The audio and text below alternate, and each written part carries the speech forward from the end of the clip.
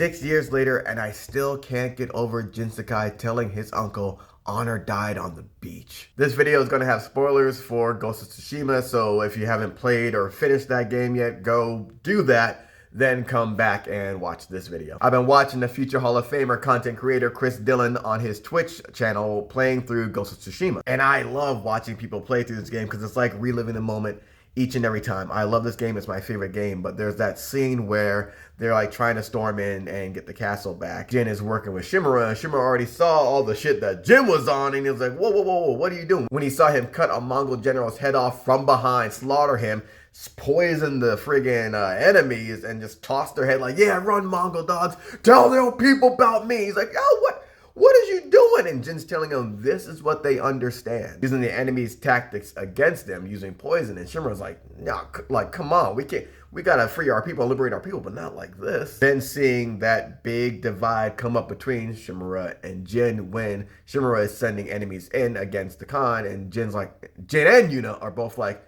no, something's wrong here, something's wrong here. And then the Khan sends out that cart full of horses and people and explosives and blows out the bridge. And here's where we see that divide happen between Shimura and Jin, because Shimura is stuck in the old ways. He wants to fight the enemy head on with honor, show that their ways work, where the Khan studied their ways. He knows what they're gonna do, and he's gonna keep countering them. Jin knows that. He's adapted. It's how he's gotten this far, how he was able to free his uncle, how he was able to amass this army, how he was able to get people to fight back against the Khan. Sure, maybe it's not honorable, but it works, and it's getting the job done. So what does it matter that he's sacrificing his own honor if it's all for the greater good? Shimura is telling him, yo, you gotta do this with honor. And Jin tells him honor died on the beach. It's such a cold line, but also so true, because we saw what happened when Lady Masako's husband went up to the Khan for the one-on-one. The Khan was like, fuck that, put oil on him, set this dude on fire. That's the shit I'm on. Shimura can't get over that, and he's telling Jin, like, you know, you did all this, yeah, but you did it without honor. And Jin's like,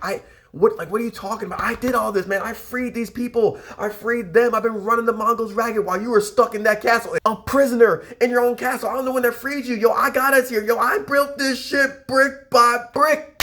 Shimura hitting Jin,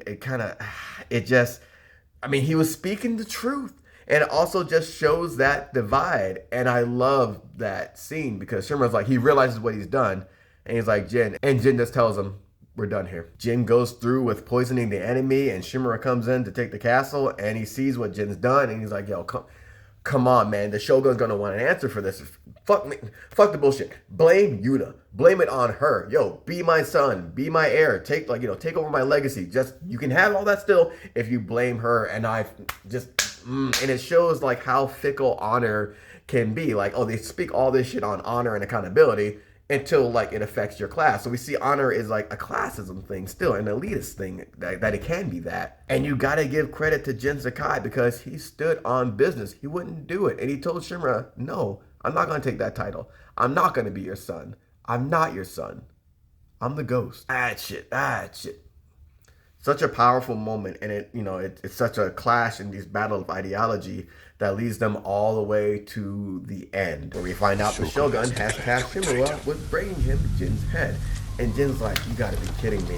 And Shimura's like, yeah, like, well, what could you expect of this? And he's like, you're gonna let him do this? And Shimura's telling Jin, you have no honor. And Jin tells Shimura, you're a slave to it. And they fight. They write haikus, and they fight, and in that end, you get that choice. You gonna kill Shimura, honor his wish, die with honor, or are you gonna let him live because you don't have honor, you don't abide by that? I think the better ending is letting him live, because the Shogun is pitting them against each other, and they got you trying to kill your own family.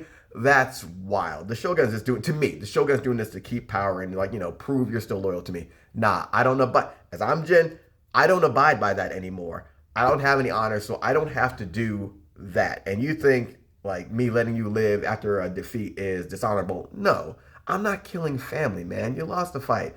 Okay, but you get to live. Like, there's still honor in that. It still shows that there's decency in Jin. It shows that Jin was just doing this shit to, and a means to an end. And even with that, Shimura tells him like, yo, you're letting me live. They're gonna hunt you to the end of your days. And it's that simple, I know. As Jin puts on that mask to like solidify, He is the ghost. He's ready to live with the consequences of his actions. Cinema. Cinema. And all this happens because of what happened on the beach when they first go to confront the Khan. Because of the Khan's actions against Masako's husband. Because the Khan studied everything about the samurai and knew their ways. Jin saw that honor died on the beach, and the Khan deserved death by any means necessary. And to see how that is still a staple 300 years later in Ghost of Yotei. I just can't get over how cold and how much meaning that line has. Gotta get it tatted on me.